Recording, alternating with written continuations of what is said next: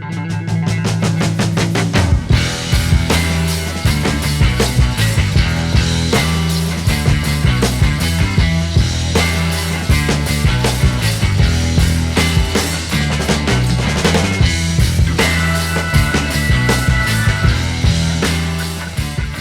guys, so SABLUTE sent us one of their low-profile keyboard with built-in streamdeck, and this is called the SABLUTE H1 Keyboard.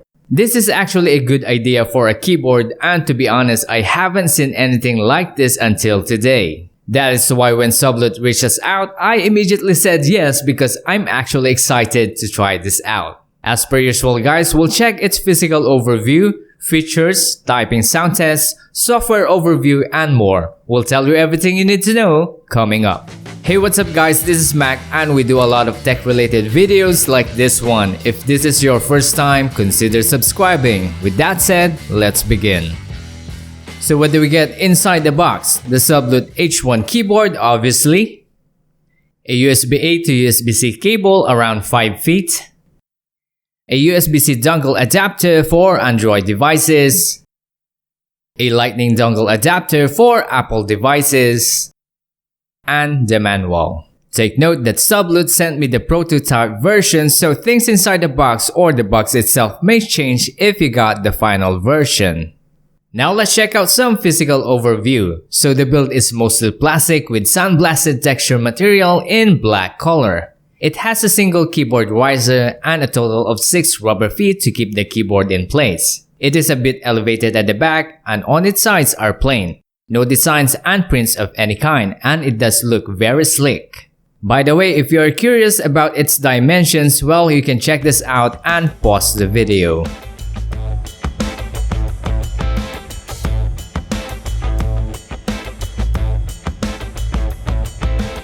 We might as well check out its weight, so here you go.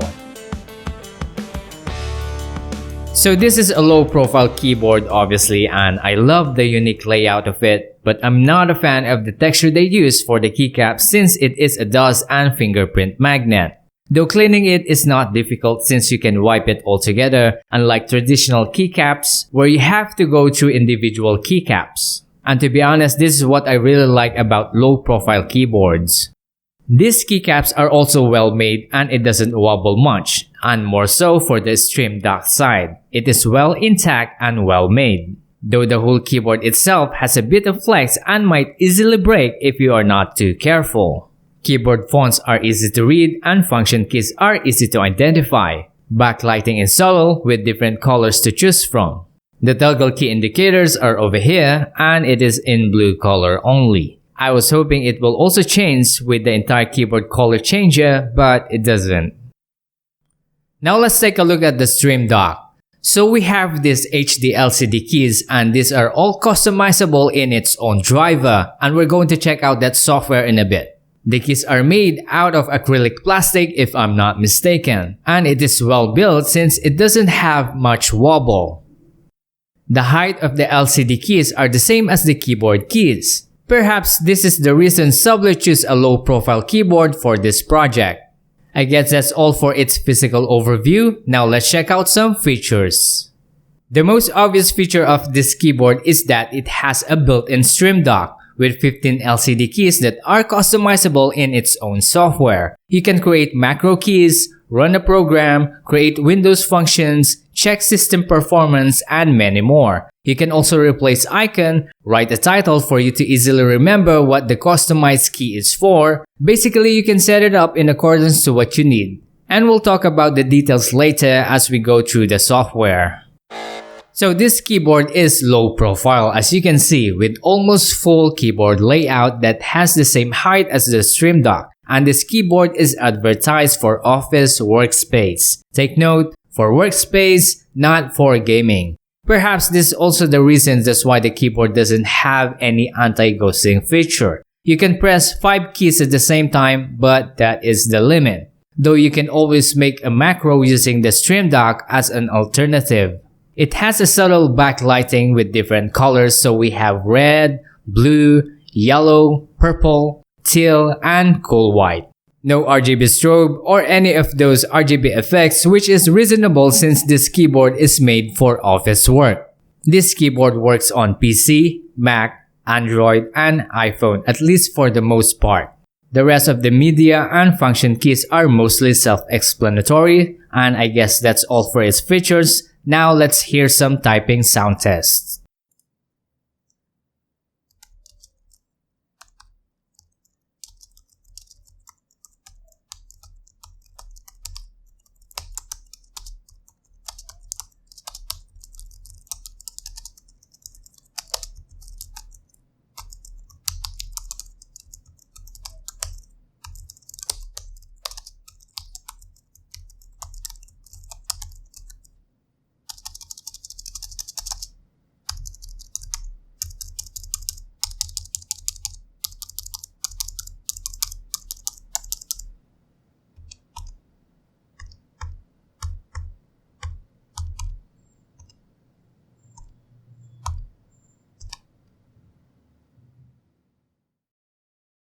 So this is the software and it looks very straightforward, and we have 5 sections. On the top side is where we can see some icons for the forum, store, tutorials, and settings. Under it is the scene selection, and the bottom left is where we can see the device we are using the software with, which is streamdeck 298.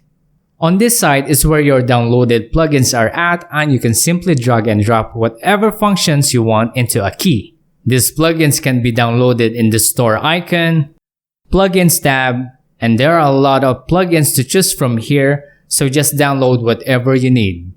In the middle is the scene section, where you can customize each key accordingly. I already downloaded some of the plugins that I will be using with this keyboard, so before we go through it, let me show you some basic functions first. First, let's choose the toolbox, and let us drag Open Function in one of the empty key slot. In this section over here is where we can rename the program that we are about to run or just leave it empty.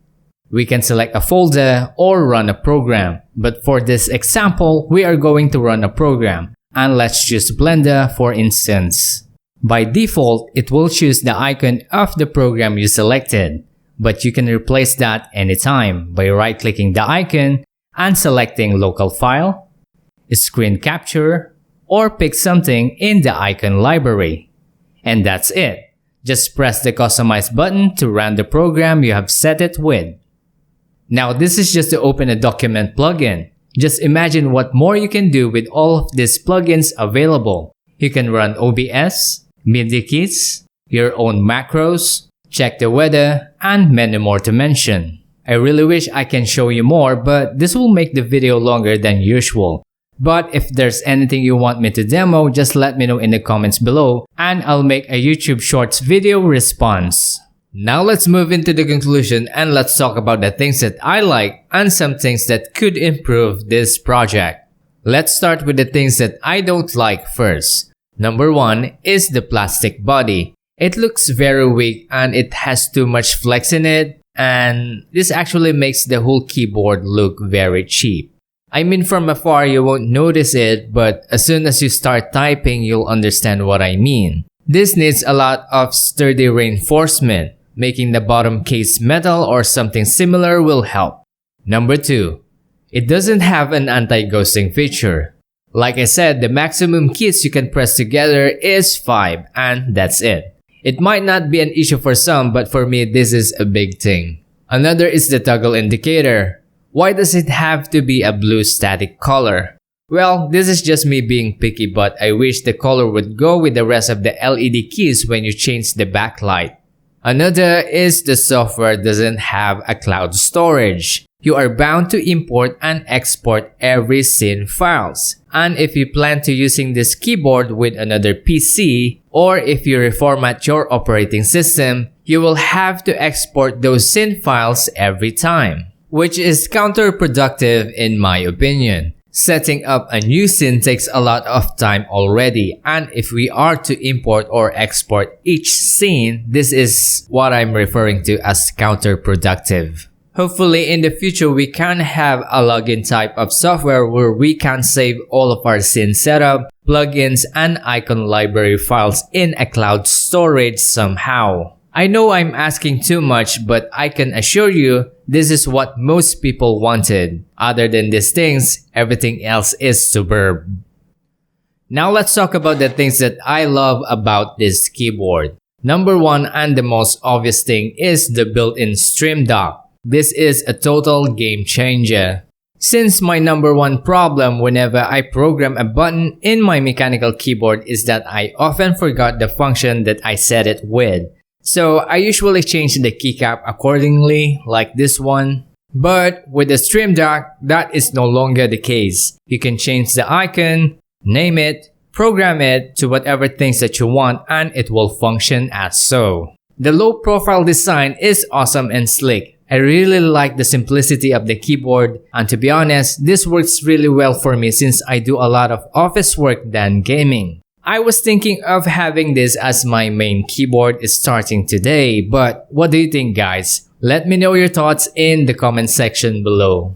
MIDI key, function key, and the entire keyboard layout is easy to understand, and I love the subtleness of the backlighting and the different colors to choose from. Having a stream dock built in a keyboard looks great, and not to mention less cables for your setup compared to having a separate stream dock.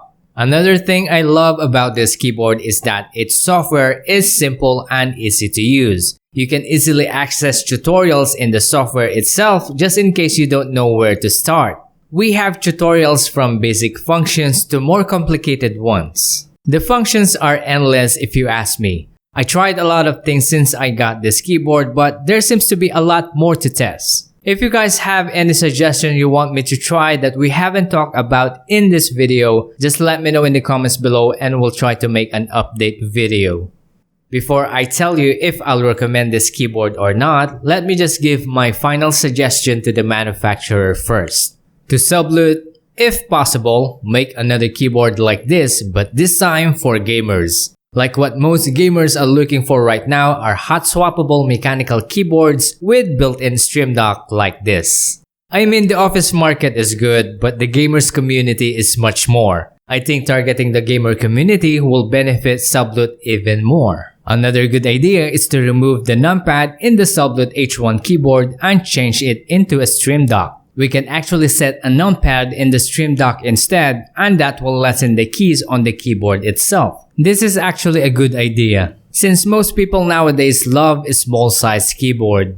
Lastly, I'm hoping to see a wireless version of this keyboard soon, since you guys placed it on the box and that actually got me pumped up, but I noticed this prototype doesn't have that wireless feature. Anyway, I hope all the best for SABLUTE. Now, for my audience, if you'll ask me if I'll recommend this, well, that is a resounding yes, especially if you want to make your office work easy with this built-in stream dock. I highly recommend this to anyone who doesn't have a keyboard and a stream dock on their setup yet. If you're seeing this video, this means that the first launch has already begun. You can actually get a special discount if you purchase from the link in the description below. Super early bird gets 30% off, so don't miss that offer. Anyway, if you think this is not for you, then you can check out the other keyboard reviews we have on your screen. So that's it, guys. Thanks for watching, and we'll see you in the next one.